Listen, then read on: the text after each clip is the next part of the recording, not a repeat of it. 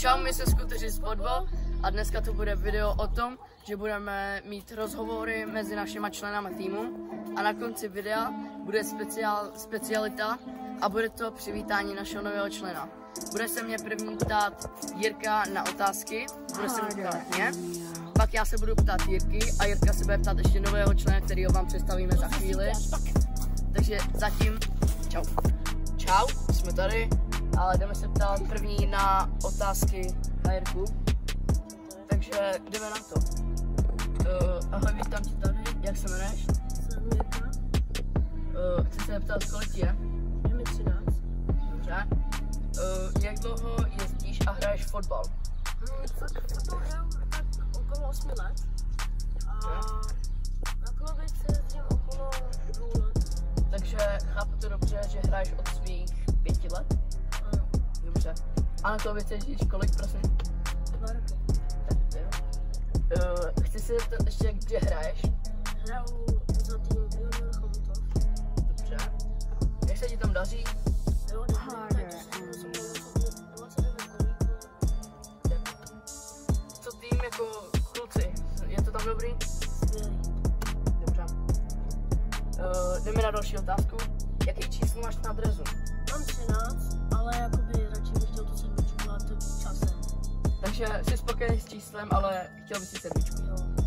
A proč bys si chtěl 7? Prostě jsem lepší, jo? Na jiný číslo jsem lepší. Jo, dobře. Není to teda nic spojeného s Ronaldem? Pokud vím, tak Ronaldo má 7, jo.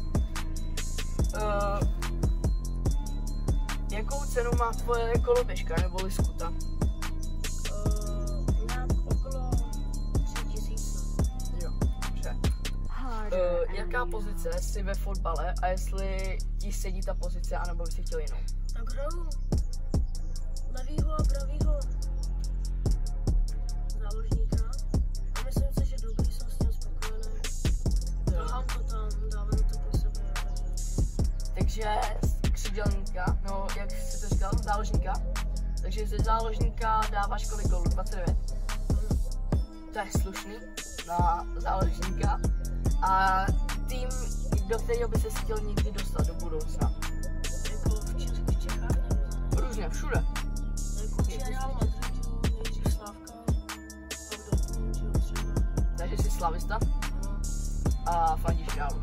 ano. A tvůj vzor? Jako Ronaldo a Bellingham. Tak jo. Tak děkujeme za rozhovor. Tady můžete přivítat Jirku.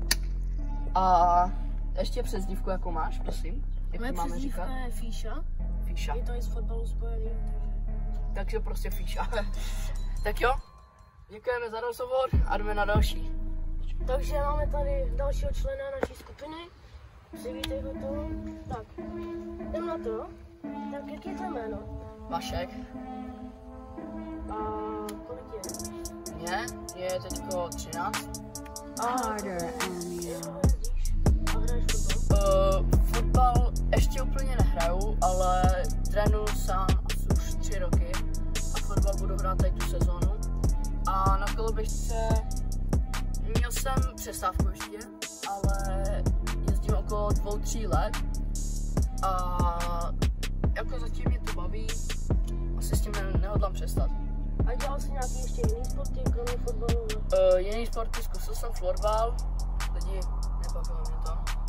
A chtěl jsem zkusit MMA, to jsem si jako rozmyslel a nakonec začal hrát fotbal.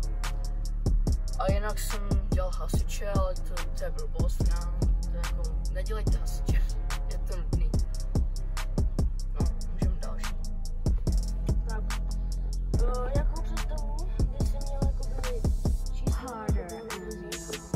Představil bych si 16 anebo 44 anebo 29.